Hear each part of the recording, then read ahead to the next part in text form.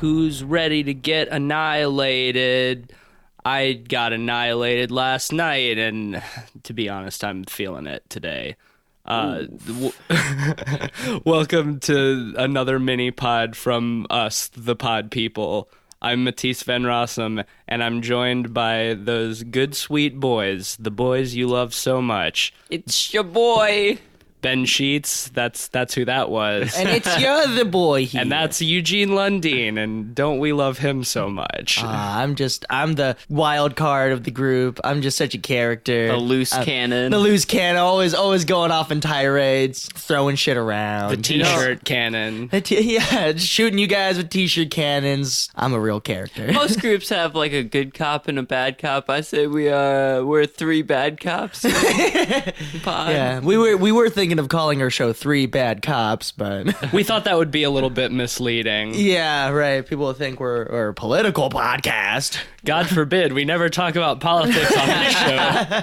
Well, today we're coming at you with a review of the new Alex Garland film, Annihilation, just dropped a couple of days ago at the time of this recording, and we all went and saw it on opening day.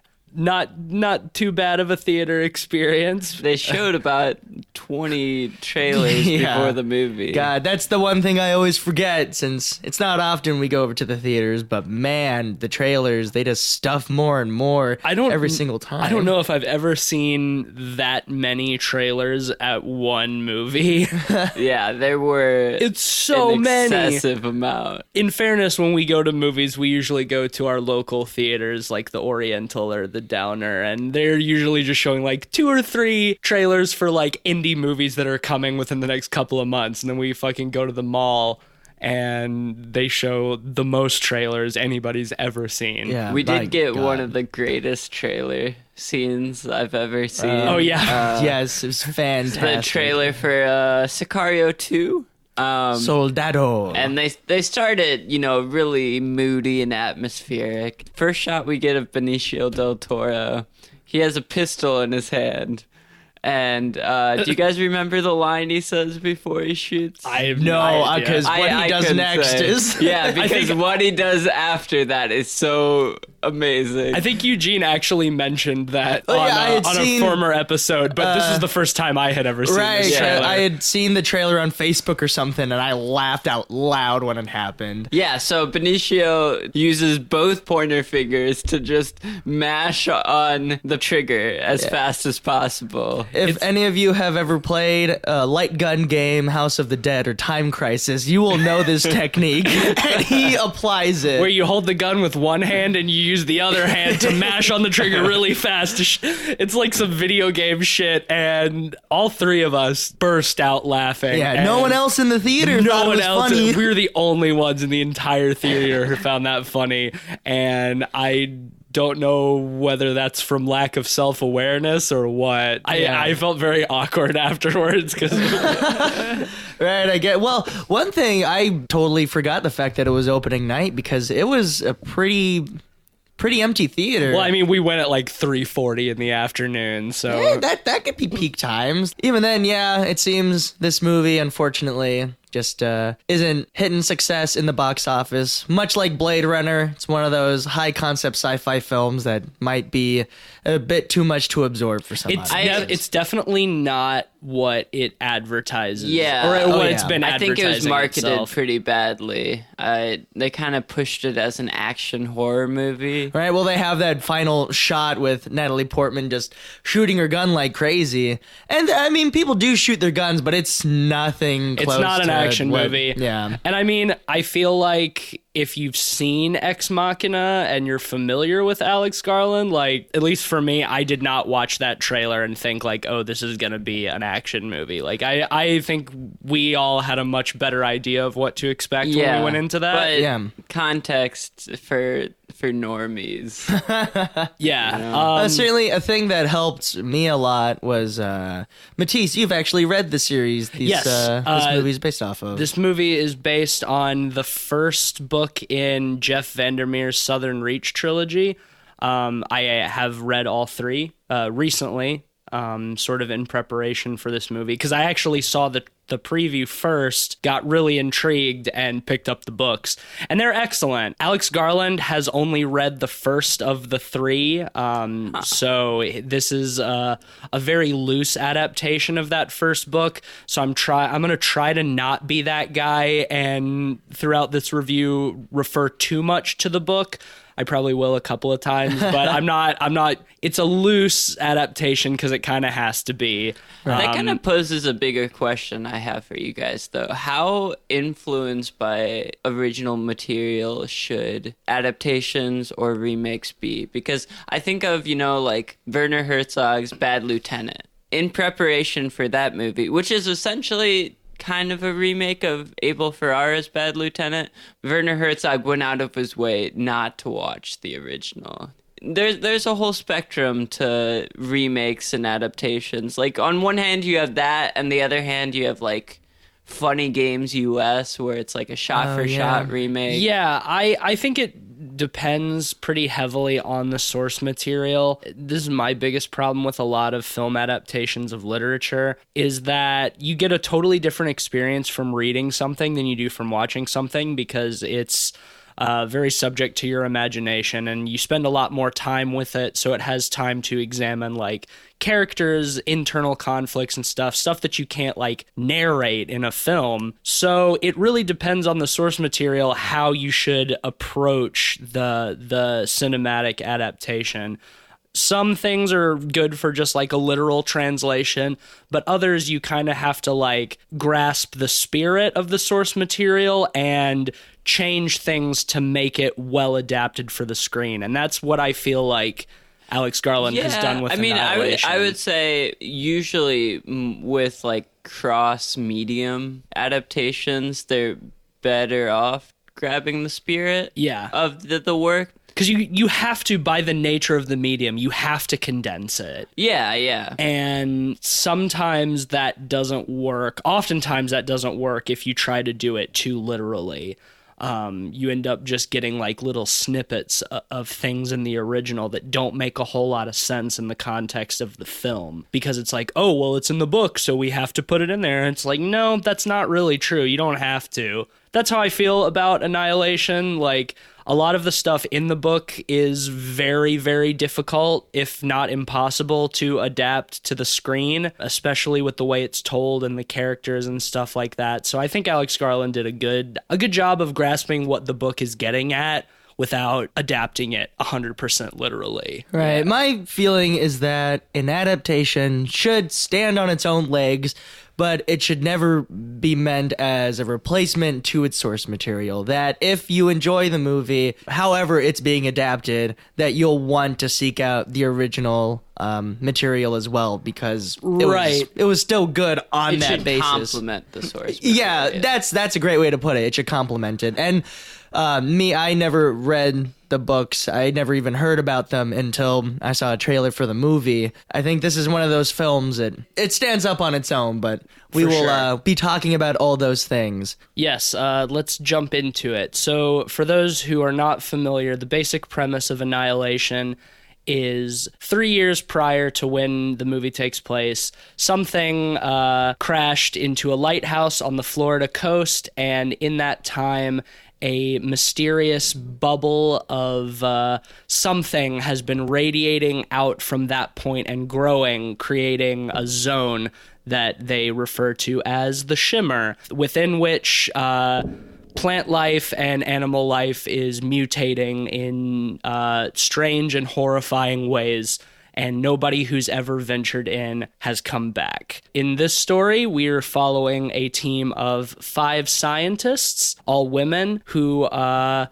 trying to make their way to the lighthouse to discover the source of the shimmer. It stars Natalie Portman as the protagonist, and the team also features Jennifer Jason Leigh as the team's leader, and Tessa Thompson, Gina Rodriguez, and oh man, I feel bad. What's the last person's? Tuva Novotny. I looked her up, and I've never seen her in anything else. And the other one.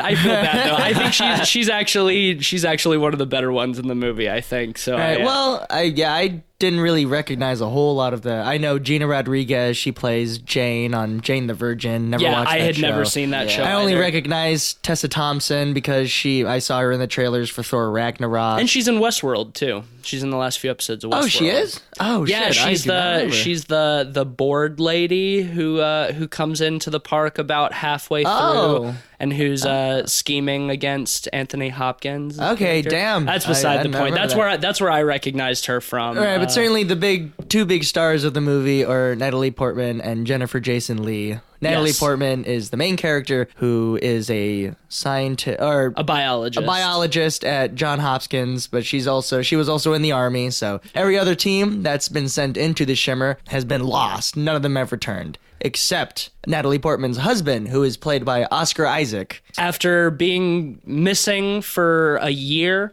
presumed dead. Of course, Natalie Portman doesn't know anything about the mission that he had been drafted for or had volunteered for. He shows up out of the blue, doesn't remember how he got there or what's happened to him over the last year, and then he begins seizing and throwing up blood.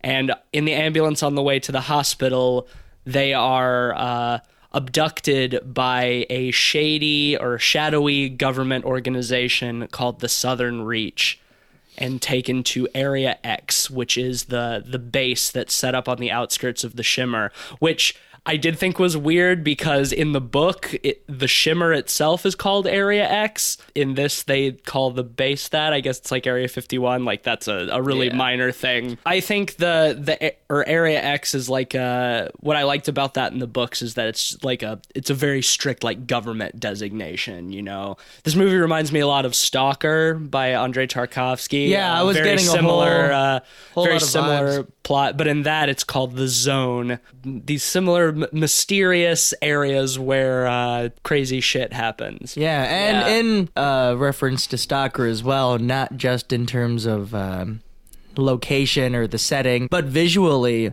this is one of the prettiest films I think I've seen in a very long time. Oh yeah, and I think we'll be talking about that through the course of this, but the visuals are really the standout. Let's get back to the beginning for a second though, because I don't know about you guys, but up until the point where Oscar Isaac first comes out, the movie really kind of crawls. Yeah, I would say the setup is I would describe it as clumsy. You really get a lot of Natalie Portman moping around her house. It's obviously there to show she's still reeling over the disappearance of her husband. There's a lot of flashbacks in the beginning to before he left. It's mostly on just like the day before he leaves, and they're just like hanging out and talking in bed and stuff. What I did find kind of frustrating is that she even makes a point. She's like, "What do you think I do when you're gone? Do you think I just like hang out in the garden like pining for your return?"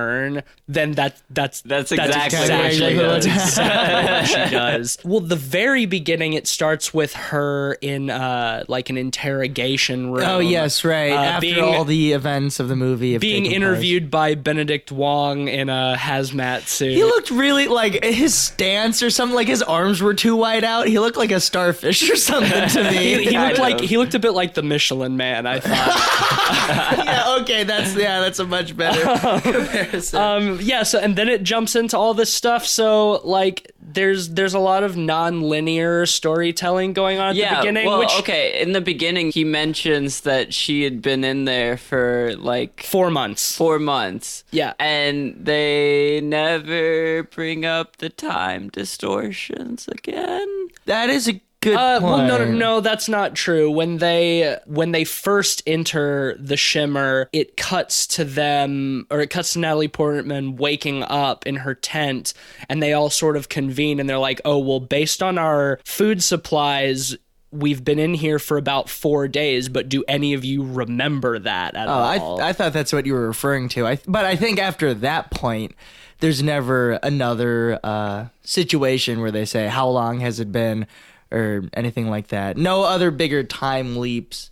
at least none that are acknowledged once they get into the shimmer. And maybe that's just because they have no way of actually telling what day it is outside. Sure. Well, I think that's because it's like that's the first weird thing they notice, and after that, it's there's so much the other shimmer. weird The shimmer shit. starts affecting them in much more dramatic ways, I think. So that's probably why the time. I just felt like the loss- time distortions were kind of clumsy because they bring it up once but never really emphasize it again. And that section where they mention that is kind of in the section where they first go into the shimmer. Yeah. Where it's kind of clumsy. They start setting up the shimmer and setting up all of these scientist characters. Yeah, the character setup is not great. Yeah, well, I think part of it is just because the dialogue they use to set up all of the characters is not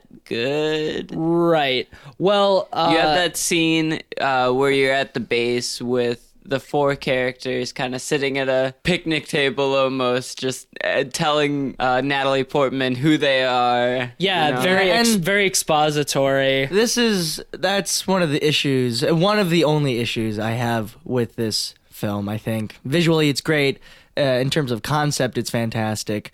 But the dialogue in the film, I was having trouble getting along with it. I felt a lot of it was just sort of on the nose, or... Especially in the beginning. Once they get into the shimmer, it improves, But you still I think. still have sprinkles of it. Sure. I don't want to jump too far ahead, but there's a conversation that occurs between Natalie Portman and the other one, and the one we couldn't remember the name of. They're sort of trying to wrap around this one of the concepts of the movie about self-destructive behavior in humans.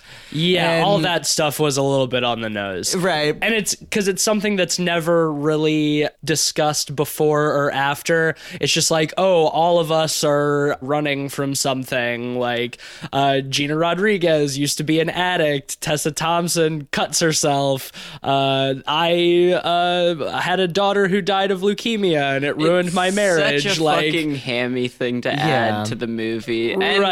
I don't mind these things in and of themselves, but the way they set that up and then just sort of never talk about it. They don't explore it anymore. Like, honestly, if they're gonna lean on the flashbacks thing, I would have rather seen these things about these characters through brief flashbacks where it's not so much just people telling things to Natalie Portman. Like, I get that she's the protagonist, but it sets up too much exposition because we don't see things. We don't see this character development. We didn't have any flashbacks at all. I think most of the Natalie Portman flashbacks are pretty clumsy and take away from a lot of the film. I mean, think about the infidelity scene with Natalie Portman. That's Natalie Portman. They try to hammer home Natalie Portman's self-destructiveness in the movie by showing the affair she has with her coworker, the one who invites her to the barbecue. Yeah, exactly. So she's having sex with him, and then immediately afterwards, she gets all moody and tells him to leave. It all just feels very unnecessary, honestly. It's implied that Oscar Isaac knows about the affair, and that's why he volunteers for what is essentially a suicide mission. And so there's sort of the guilt from Natalie Portman that she sort of feels responsible for driving him into this situation, and that's why she feels like she has to go into the shimmer to discover something to save him, because essentially he's dying. We sort of jumped over that. When they get to the Southern Reach, Jennifer Jason Leigh explains like what's going on with Oscar Isaac, like sets up the shimmer, all of this stuff. And so Natalie Portman says, well, I'm a biologist, so if you like let me go on your expedition and maybe I can help my husband or something. More importantly than just being a biologist, they emphasize that she is a cell reproduction expert. I think we should we've been dwelling a lot on the sort of the worst part of the movie, which is the setup, which in the grand scheme of things is not that bad. I think we should start talking about some of the movie great really, stuff. really picks up, I would say, about 45 minutes in. I don't think it's quite that long. I would say like 30 minutes in. Once we get the alligator scene, I would say once my interest definitely was piqued much more once they entered the shimmer, which is visually excellent. This might be one of the brightest movies I've seen in a very long time. Most colorful for sure. Flushed with light and color everywhere, which just it looks fantastic. Well, the shimmer itself is like looks like an oil stain, like an oil slick on water that's just like in this big wall, this like rippling moving wall, and once they're inside it, like there's color fucking everywhere, aside from it just being like in a very naturally pretty part. It's in like a national park in Florida or something. Yeah, but like the Blackwoods. Or the sunbeams that come through the trees are all rainbow colored, and it's like subtle. It's not too in your face, but man, it's really, really gorgeous. It's like all the light is being like refracted through a prism or something, which is something they do discuss later in the movie. But at that point, it's like the visuals just totally take over. Yeah, and we see that the area inside the shimmer is different. It's not like the rest of the forest around them. That there seems to be something within this shimmer that's altering the plant life and the animal life. Flowers are changing buds and petals, like multiple species of flowers growing from the same vine, stuff like that. And we mentioned an alligator. Like this alligator has shark teeth. And that was a great first creature to see, and that's the first real action we get is right. They stop and explore this shack near the water, and Tessa Thompson goes inside. Explorers comes out, and as she's about to tell him, "Oh, there was nothing in there," she gets grabbed back in. Yeah, it's like a partially sunken like boathouse. Right. Yeah. At first, I thought that whatever attacked her, they wouldn't show because it would be a bigger, like maybe there's some like giant creature that lives in here, but nope, it's just an alligator. It's an enormous albino alligator with like shark's teeth, but it also has like circular teeth in the middle of its throat. Mouth. Yeah, it's I mean, great creature design, just sort of like elevating an already very scary creature. Yeah, right. I have a huge phobia of alligators, so that was a very visceral scene for me. Yeah, it's an alligator, but with more teeth. But with way more teeth and way bigger. And yeah, Natalie Portman, her military training kicks in and she shoots it a bunch. And then they're examining it, and she takes some DNA samples and stuff.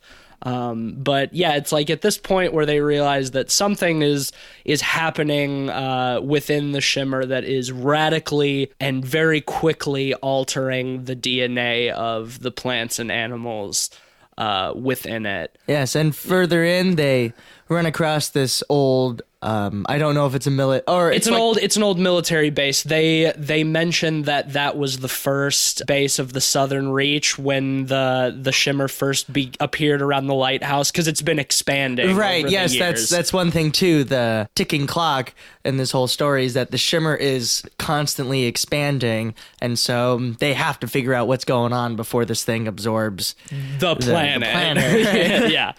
But it's there that they find evidence that this is where the last expedition team was, the one that Oscar Isaac was a part of. Oh, before we get into that, it is important to mention that Natalie Portman's character makes a point to not tell the other members of the expedition about her relation to Oscar Isaac. Except for Jennifer Jason Leigh, who knows. I don't remember exactly why that is. They don't want her to think that she's just there for personal reasons, right? I guess. Right. That's like basically it. Herself from the group. It does become a major plot point later on. But yeah, when they get to the old military base, they find like an SD card that's labeled like for the next expedition or for the ones who come after us or something like that. Right. And so they pop it in and they're watching it, and this is one of the probably most visceral scenes in this movie. Yeah, it's as we mentioned that this is a really bright movie. This video there's only one source of light, and I assume it's the light on the camera. Right, it's very found footagey. Yeah, but it doesn't last too long. It doesn't seem gimmicky. It's more than enough to put you in to that mood, and we see Oscar Isaac and a couple other soldiers. They have some man pinned up like against the wall. They have him tied to a chair. And Oscar Isaac pulls out a knife and he starts cutting into the dude's belly. It's pretty stretched out. Like, we see him cut into his entire, like, basically opening up creating a window into this dude's guts as they remove the skin. It's like his body cavity is full of like eels or tentacles or vines or something, but it's just like this huge like slithering white mass, and like Oscar Isaac even like puts his hand in there and like his hand in, which I wonder how that soldier felt, because it's still, as we've mentioned, that something happens to the makeup of these creatures, and the same thing is happening to these soldiers now. It seems that they're that something within their own body is being altered by being within the shimmer. And so, like, that, those organs, like, that's like part of him, not just some creature that's invaded his belly. Right. So they're all pretty shaken, except for Gina Rodriguez. Well, I think I'd say she's arguably the most shaken, because she refuses to acknowledge it for what it is. She's like, "Oh no, it's just a trick of the light." And that, like, they went crazy. They just they went crazy and killed each other. And they're like, "Well, no, his stomach was like full of eels or whatever." She's like, "No, it was just a trick of the light." I did like that. Everyone, because it seemed everyone in the theater was really on board with it, so we were all like, we were hushed up when that guy was getting his chest open. We saw that. Everyone in the theater like, "Oh my god!" And then for her to say it was a trick of the light, like, we all laughed. Because, like, did you not see what we just saw? How can you trick that? How can you trick moving organs? Of course, that's her denial with it. Right. Yeah. She doesn't want to accept that something so horrible could be real. But then they, in the same building, find the remains of this poor man at the bottom of an empty pool, and he's just been turned into this, I would say, very Geiger-esque fungus mural creation thing. It's very hard to describe. You get a glimpse of it in the trailer. It's very Thing-esque. Yeah. And that's something I really loved about the production design of this movie, is the use of these molds and fungi. Just it's these all really vibrant natural growths, and yeah, like you said, vibrant, like rainbow colored. Which for some, like, this is not a particularly positive movie. I'd say it keeps a pretty dark tone throughout all of it. It's very bleak throughout. It's extremely bleak, but I appreciate that in the production design too, that everything is extremely colorful, because like normally in something like this, everything would be like drab, like grays and browns and like just very gross. And it's like the structural makeup of a lot of these things are pretty nightmarish, but just very beautiful to look at because of the colors, and I really appreciate that too. That's something that I feel like Alex Garland was really true to in the source material, is like, it's not quite so dramatic in the book, all these kinds of like weird growths and things, but it's described as a pristine wilderness with no trace of human beings. Okay. I mean, there's some rundown buildings and stuff, but they even make a point in the book that samples that they've taken from inside Area X are completely devoid of any pollution whatsoever, like any heavy metals, any like carbon dioxide poisoning or anything like that. Like it's the whole area within is being reverted to its like natural state. And I think this film does a really fantastic job of just capturing that sort of pristine wilderness Rob Hardy is the cinematographer. He's the same one who did Ex Machina. Okay. And he's done some other films, nothing that I've ever seen or had heard of, I don't think. But I thought the cinematography in Ex Machina was really gorgeous. So and this is a step above too, I think. Oh yeah. But after this moment, they decide to set up camp in this base because they won't have. They're losing daylight. They won't have time to move any further before it gets dark. Jennifer Jason Leigh is on first shift. Natalie Portman comes down to talk with her. Character development that I don't remember. I didn't mind that conversation too much because that's where they explore more of the themes of self-destruction. Yeah. That's where we learn that Jennifer Jason Leigh's character has like terminal cancer or something. So is that when we learn it? I think so. I think Natalie Portman's like, "You're sick, aren't you?" And Jennifer Jason Leigh was like, "How did you know?" She's like, "Oh, I guessed."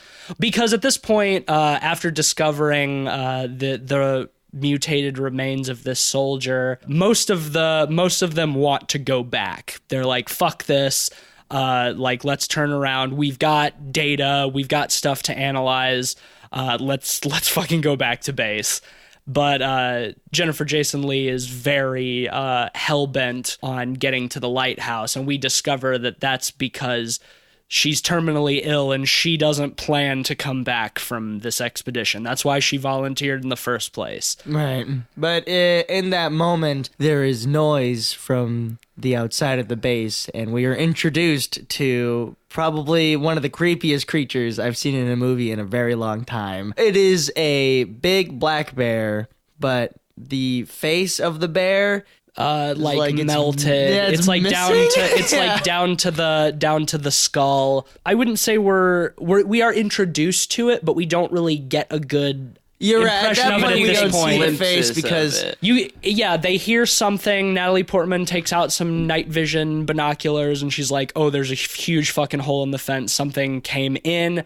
And then other girl, I feel really bad. Something large comes out of the darkness, snatches her up, drags her off into the darkness, and kills her. The next day, they're moving on. Natalie Portman finds her body.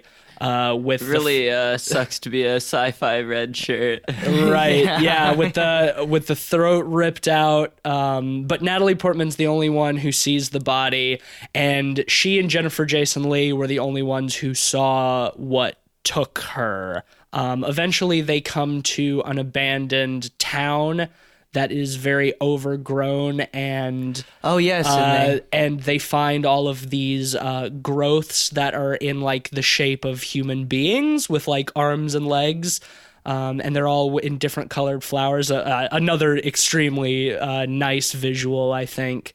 And it's at this point where I believe it's Tessa Thompson's character who comes to the conclusion that the shimmer is acting as a prism that is refracting the DNA of everything within it, and that's why...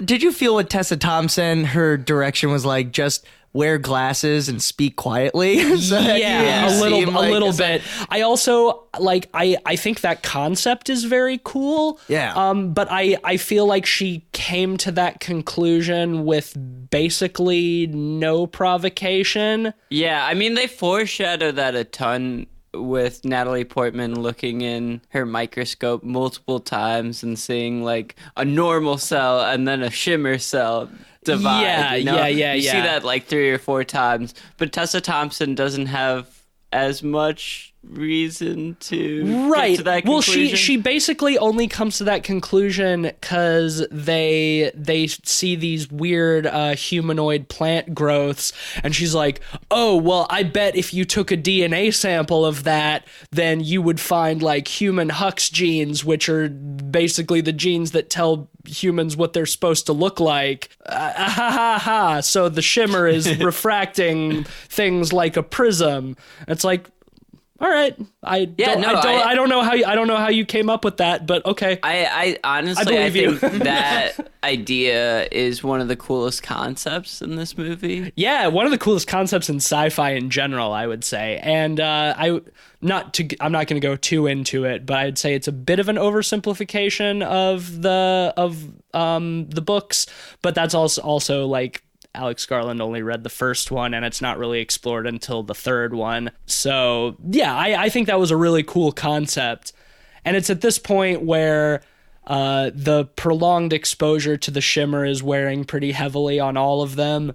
Natalie Portman has like a mysterious bruise on her arm.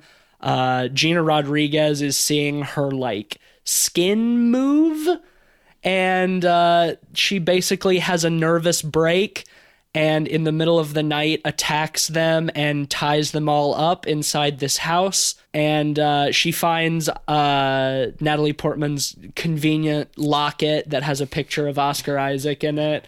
So she's like, that's how she discovers that he's related to her.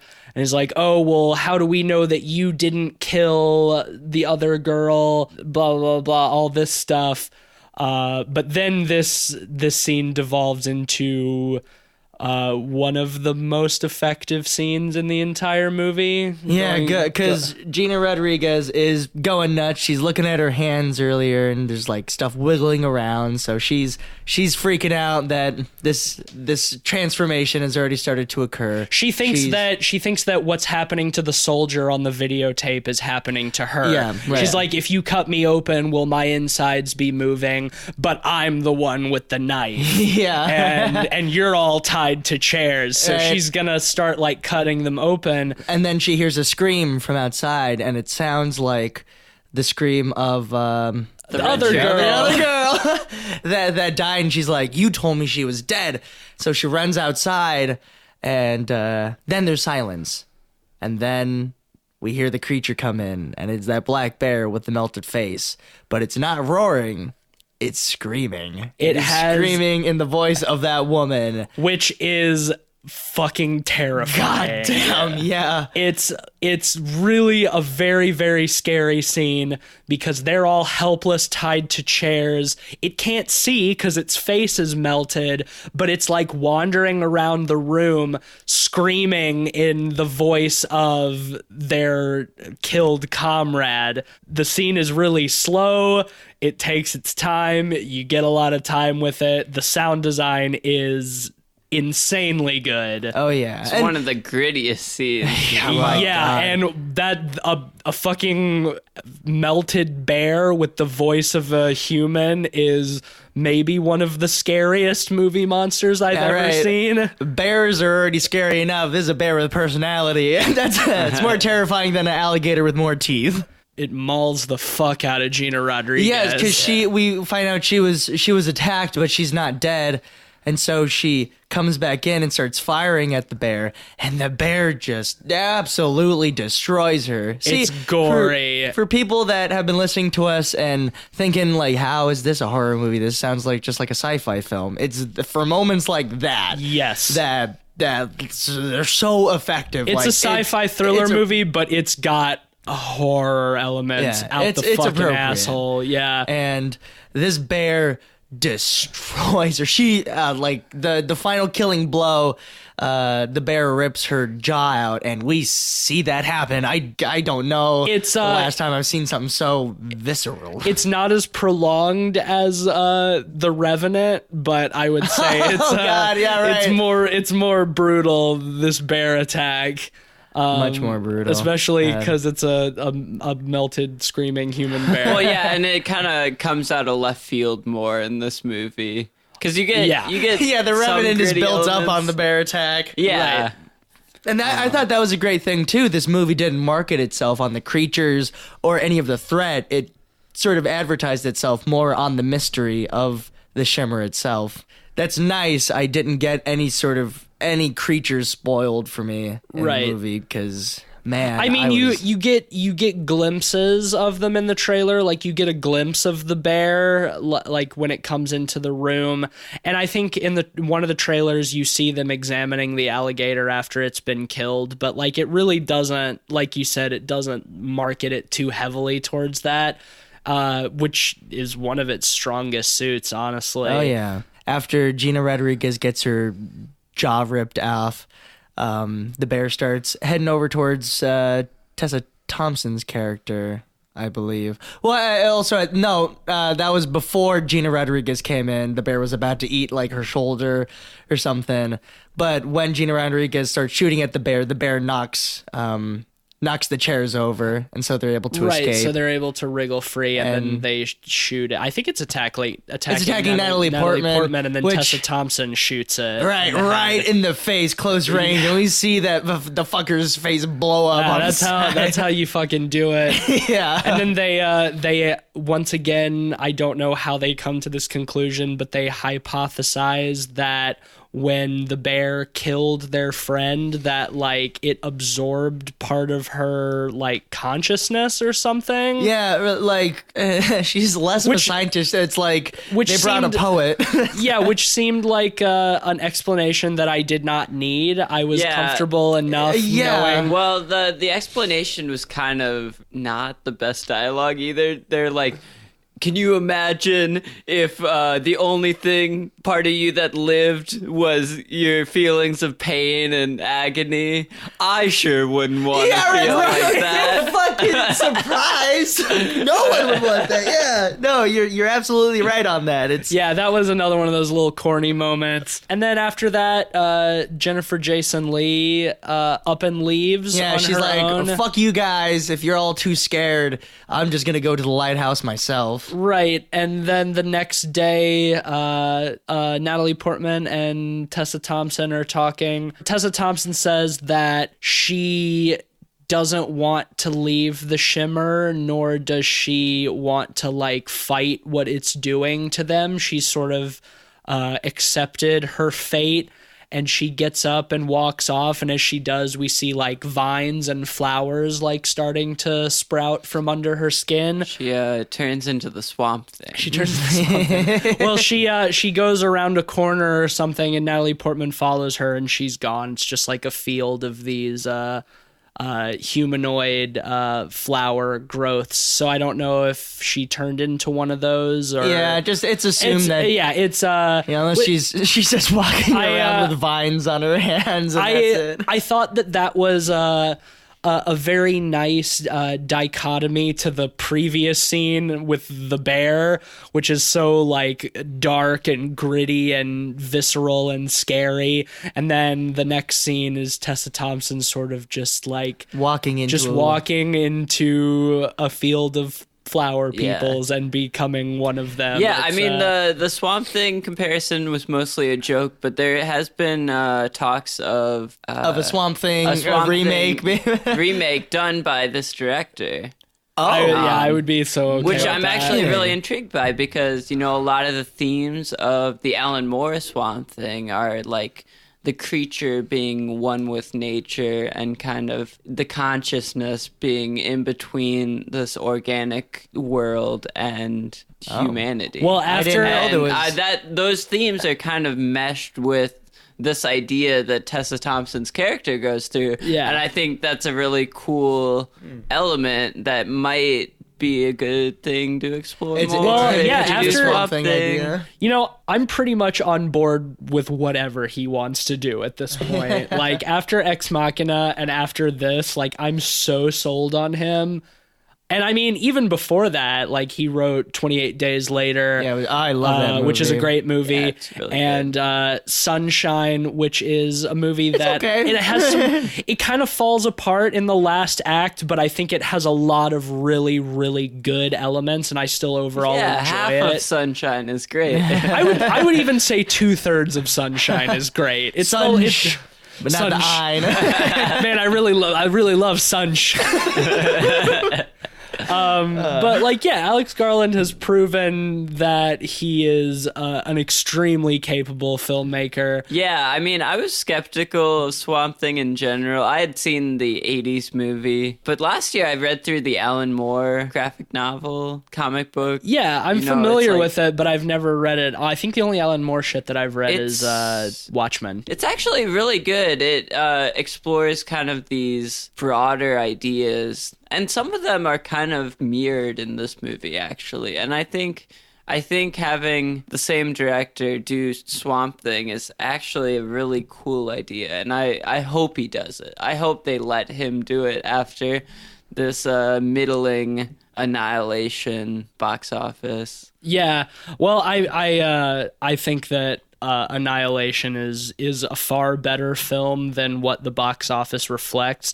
Not that I'm really surprised. Like, I remember seeing Ex Machina in one of our local indie theaters. Like, it didn't even really get like a wide theatrical release. Yeah, I mean, so, we are in Black Panther mania right now, right. so- This movie was marketed really weird, so I'm not surprised that it didn't do super great in the box office, but it's been getting good critical acclaim, which I think it deserves. I think it's going to be one of those things, you know, like its audience will find it as time goes on. I don't think it's a big deal that it didn't do super great in the box office. Like it'll get its recognition for sure. I think we can definitely expect to see either a cinematography or like art direction or art design nomination at the Oscars next year, or maybe a best adapted screenplay.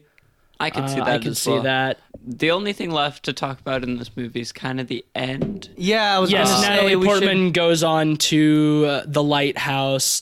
And Yeah, if you normally listen to our podcast, you know that we usually we go into spoiler territory a lot, but since this is a new release and this is when I think we highly recommend not knowing everything about Yes. when you see it. So I want to give a particular disclaimer that if this is a movie that you plan on seeing, the ending is really best gone into not knowing what you're coming into.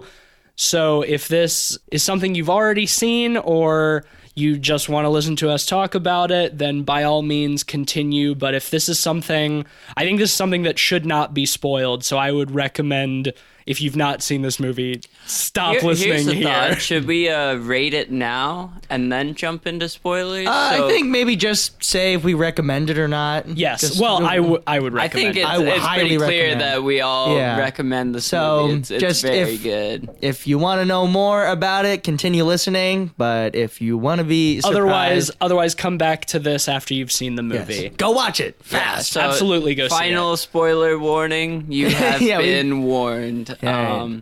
But yeah, so Natalie Portman gets to the lighthouse and it begins. Like She Yes. on the inside, she discovers a burned human corpse and a camcorder yeah. set up on a tripod.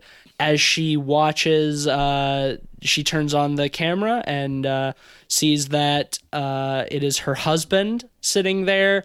He talks about some stuff. Yeah, just some stuff. And I also, don't remember exactly. He seems to have a southern accent, which maybe he had Which throughout I the rest thought of the was movie, but va- I never caught on. I never caught the accent, but in that scene, he did seem to have a southern accent, Yeah, which and I was was like, kind of that's weird. That's not Oscar Isaac's character, is it? And then it was. But And- yeah, he takes a white phosphorus grenade and pulls the pin and just holds it as he sits on the floor. And before he does, he says to somebody behind the camera, "Find Lena," which is Natalie Portman's character's name.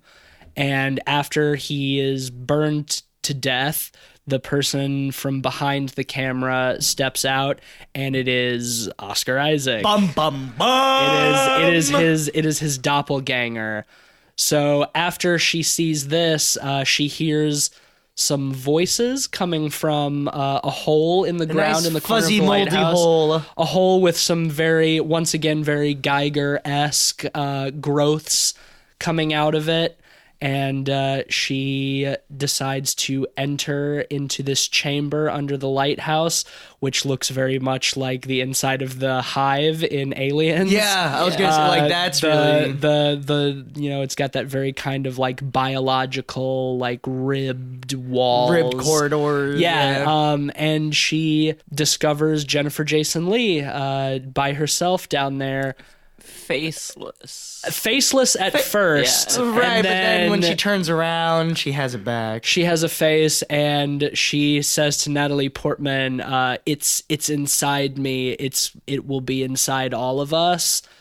Something like that.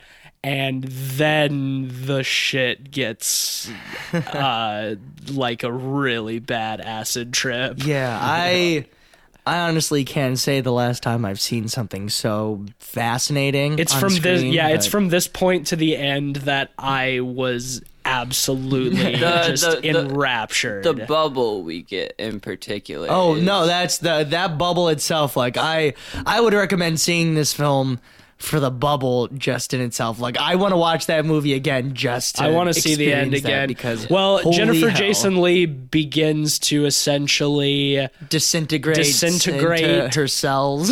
into, all these just like floating streams of color and like little orbs and stuff flying around, which then like coalesces into this, I guess, bubble. It's hard. Yeah, it's hard to describe. It's basically impossible to describe. It's like a tesseract, sort of, like it's rippling and moving and changing.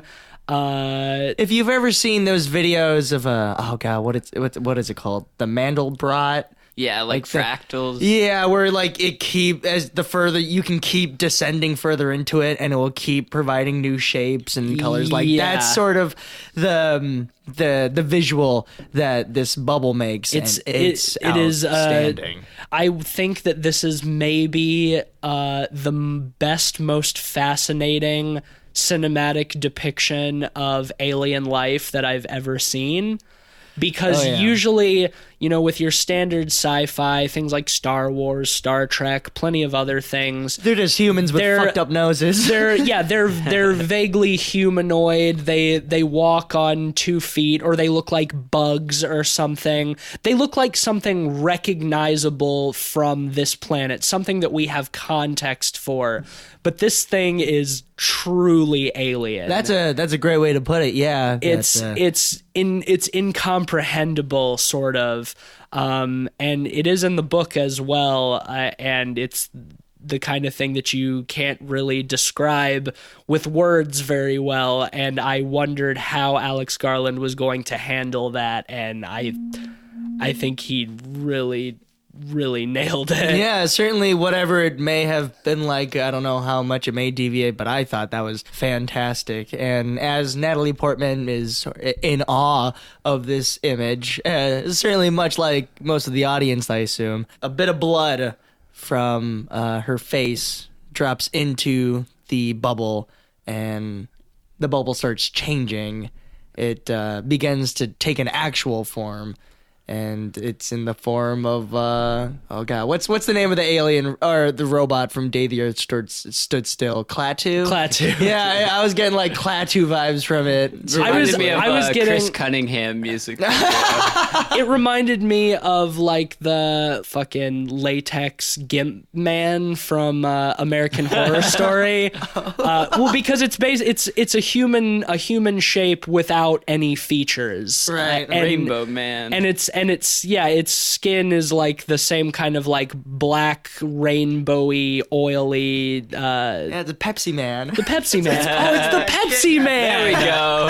The Pepsi Man is the cause of the shimmer. The Pepsi Man is the true villain. Fuck. But yeah, then this thing, which is basically a mirror image of Natalie Portman but unfinished, she begins to fight with it, or to, I don't know if it's really a fight, but more like a struggle. Right, but it mirrors her movements exactly, so it feels sort of like a dance. And it's great too because we see that it's not exact. It's not like he's reading her emotions. He's trying, whatever it is, the alien is trying its best to follow her movements, even when he can't tell them for sure. Which this I thought was really cool. is part of the sequence where I wasn't 100% sold on it, only because the movie has all these big ideas, and to sum it up with a simple human-like monster at the end, I feel like by showing us that and not just leaving it to our imagination, it takes away from it a little bit. And you have this mirror sequence, which for me, the most amazing part of that whole sequence was the music. Oh, yes. The music was incredible. Absolutely. In that part. In this whole sequence, Yeah. up from when Jennifer Jason Leigh starts to disintegrate, like this whole sequence, the score is. I was actually listening to it earlier. The track is called "The Alien." I already have it on my Spotify. Yeah. No, Nice. trust me. Yeah, I've been listening to the soundtrack basically nonstop since we. That whole music section is incredible. I- But I think the mirror sequence, the only other time we see mirror sequences in movies is basically in slapstick comedy. I think of like the Buster Keaton bit. I think it's Buster Keaton. Maybe it's Chaplin, but where it's a fake mirror. Okay. I know what sort of thing you're talking about. I actually really disagree that I was uncertain when we first saw it, but I've been thinking about it a lot over the last couple of days, and I think that sequence is actually very necessary to the story for multiple reasons.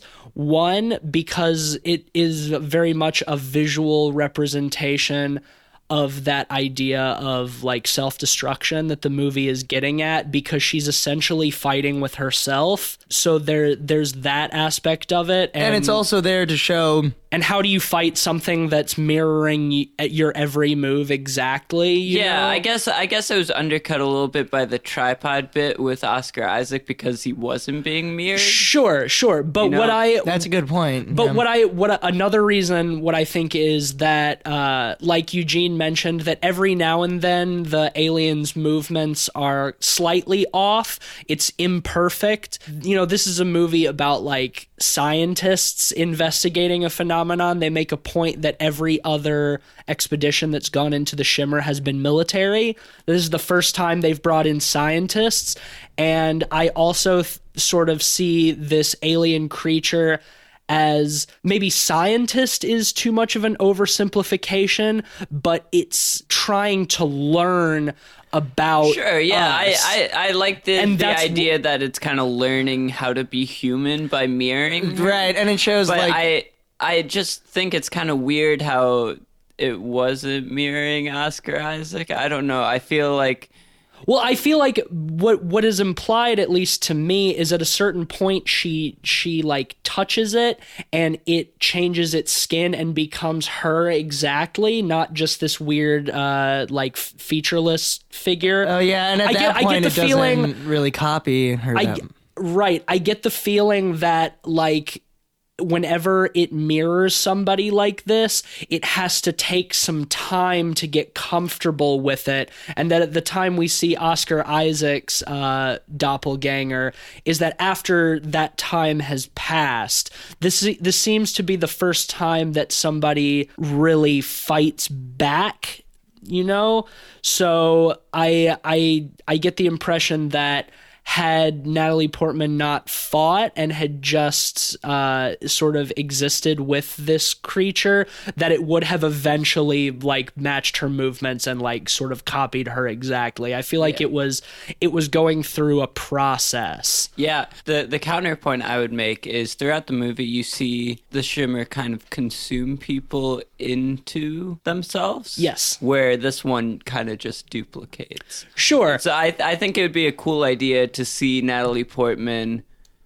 go through the whole transformation on her own. I think the idea of internalizing the alien would have been much more interesting than simply having a human figure mirroring. I think it works because of the music. The elements before it, the bubble especially, is so great that it kind of carries the rest of the movie. Yeah. But I think it's weak in comparison to the bubble. And in terms of internal logic with the movie, I don't know how well it really meshes. I see where you're coming from. I think I still disagree. I don't think you're wrong, and I don't think I'm wrong. I think it just impacted us in different ways, because I was not thinking about any of that while it was happening. I was so enraptured. Well, yeah, the spectacle is amazing throughout the whole sequence. And I think it's pretty perfect in terms of the way it's executed. And so for me, I didn't feel like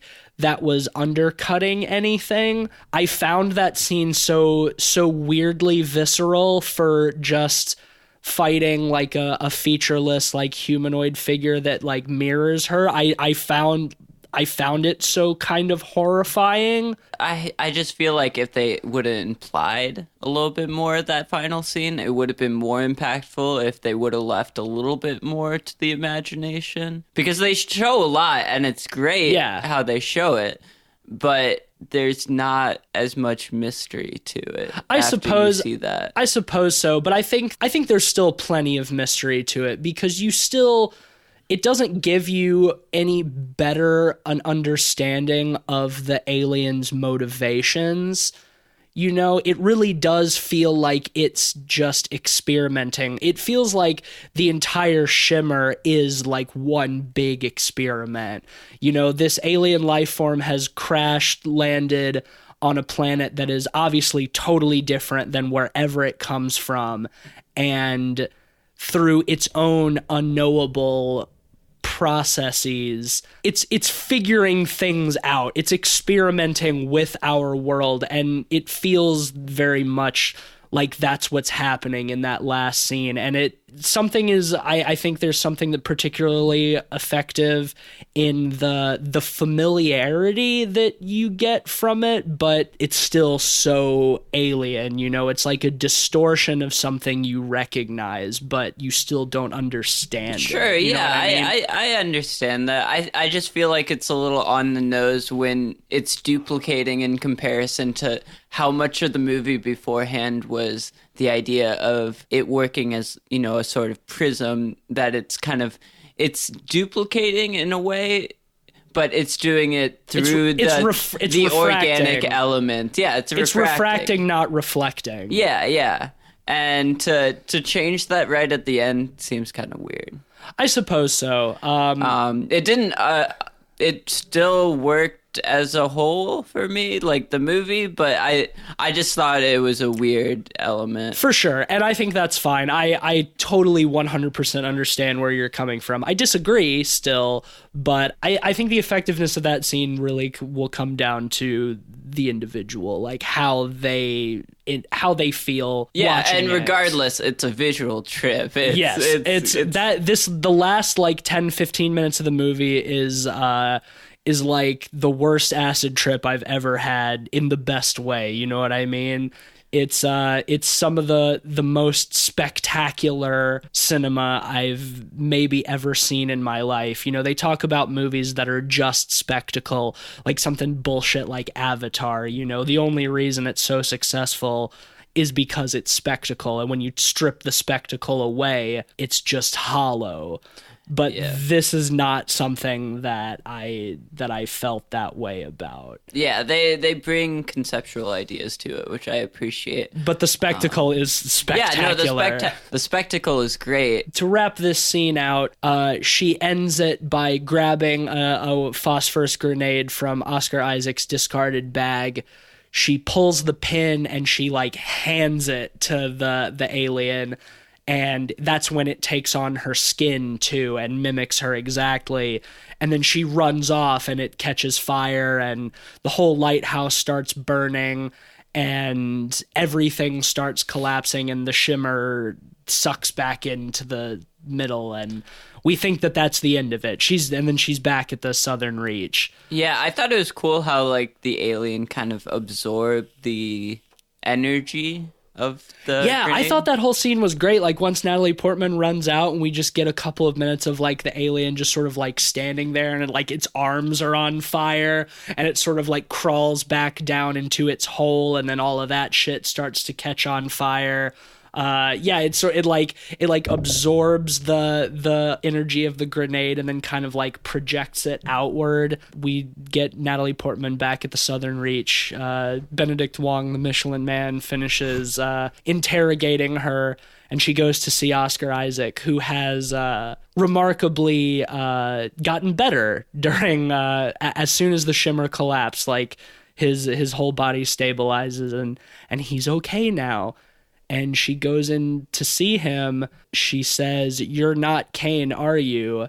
And he looks at her and says, "I don't think so." And then they embrace, and the last shots we get are their eyes, and the irises are changing color and shimmering, just like the shimmer. Yeah, I thought that was a cool concept. At the same time, like I was saying before, I think having that alone might have worked a little better than having the Mirror Man, because it implies the refraction, internal, alien idea a little better than the Mirror Man did. But I think it works. Well, either way. here's my theory too, and this is something that I thought about for a while, because the question is, of course, Natalie Portman escaped. Why is she showing the same signs of being a doppelganger like Oscar Isaac is? Because then he asks her, like, "Are you Lena?" And she doesn't answer him. They just hug. My theory is that, and this is totally spitballing and it doesn't need an answer, but my theory is that when she touched the Mirror Man, when she handed it the grenade, something in that contact sort of made them switch places.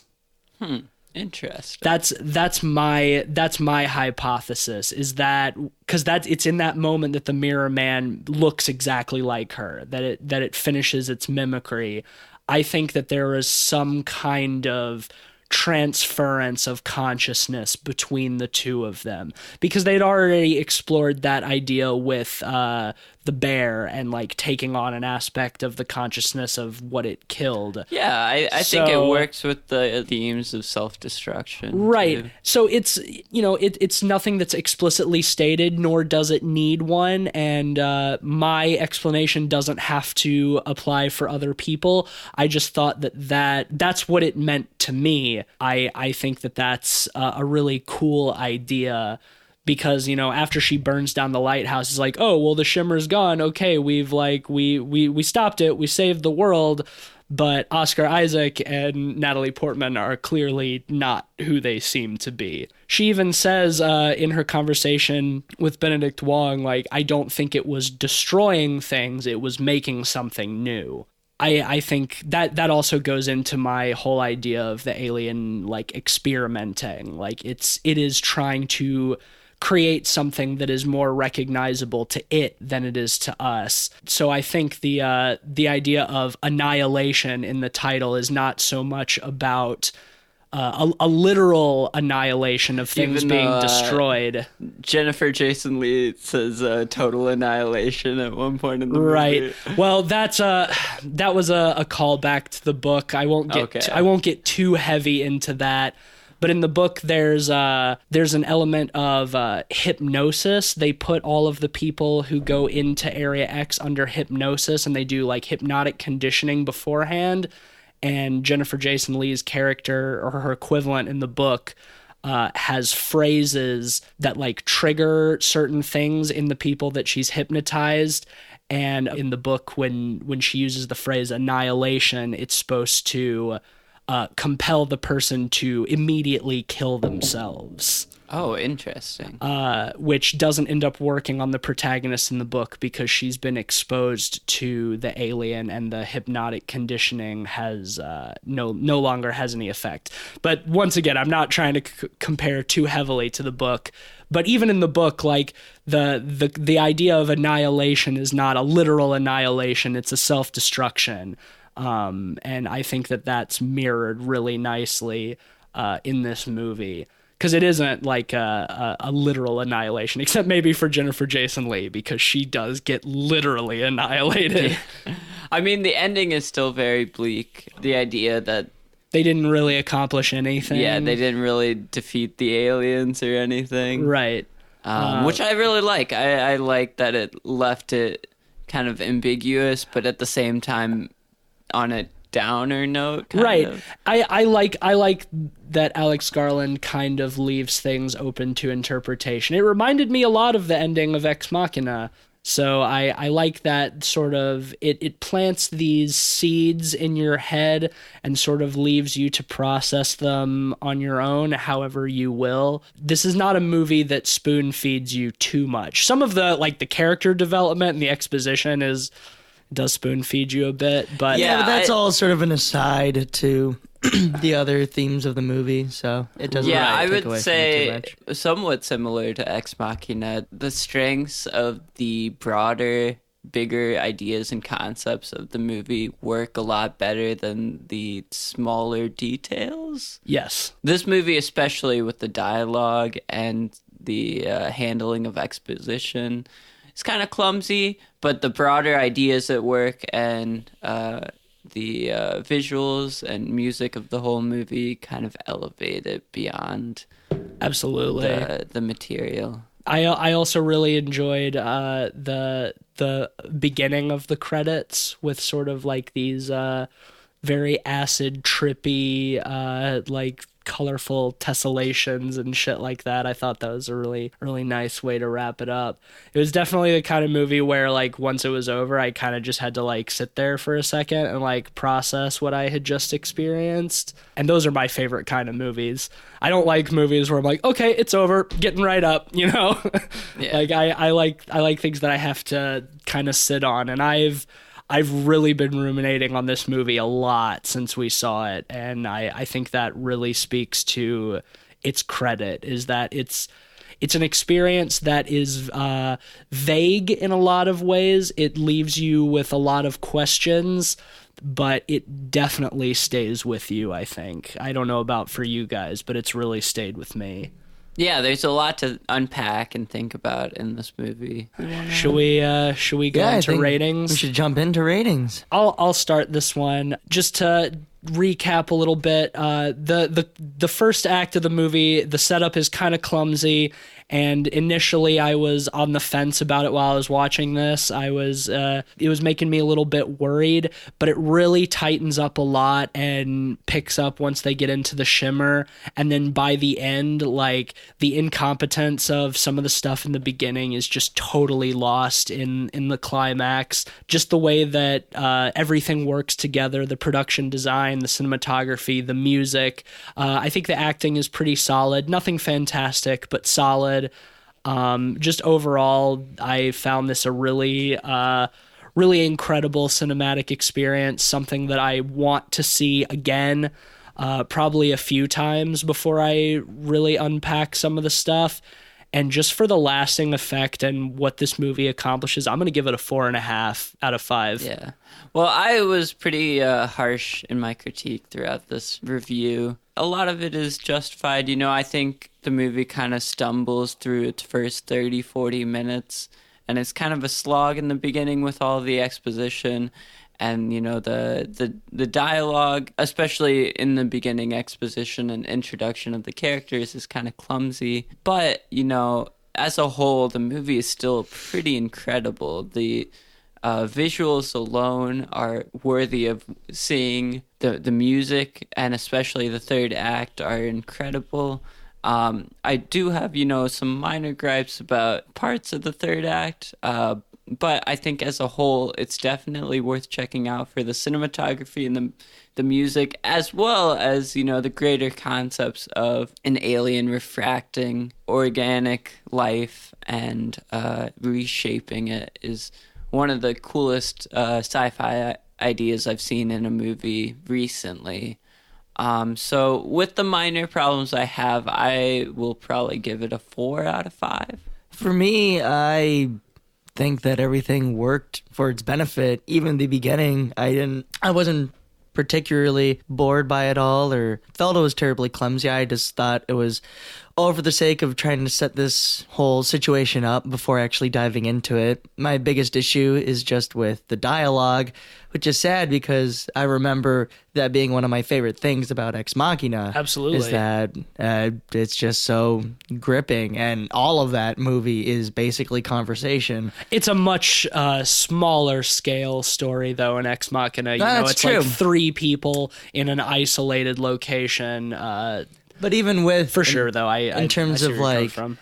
Just the whole like self-destructive nature of humans and all that. I felt it wasn't delivered very well considering how they conveyed those ideas.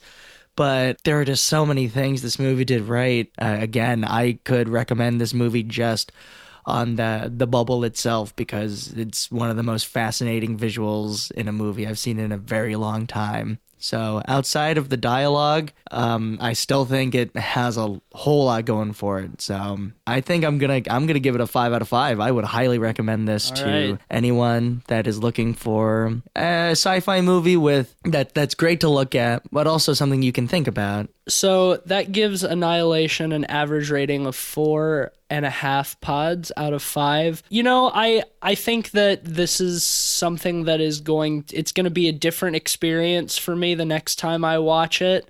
And on all future rewatches.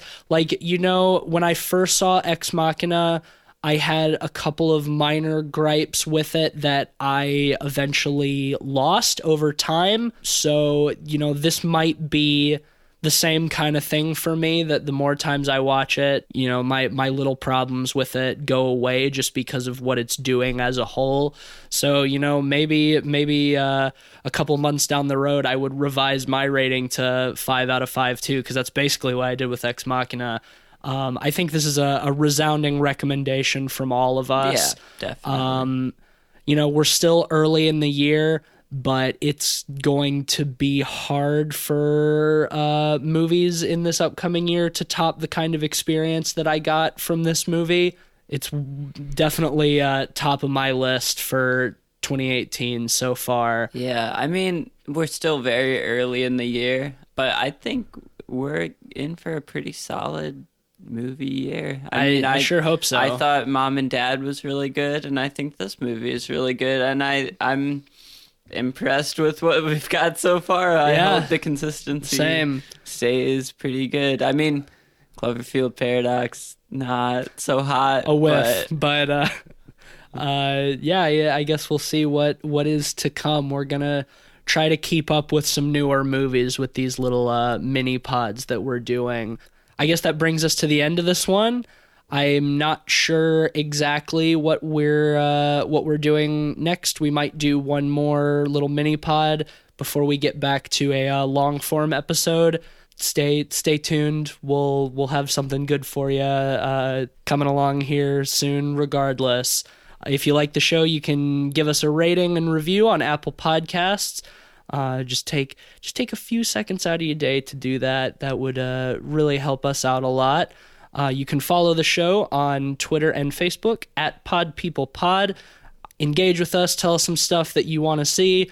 If you disagree with us, let us know. We're not at all shy for some friendly or unfriendly discourse. But you know, we definitely want to hear from the listeners and you know, see what you'd like to hear going forward.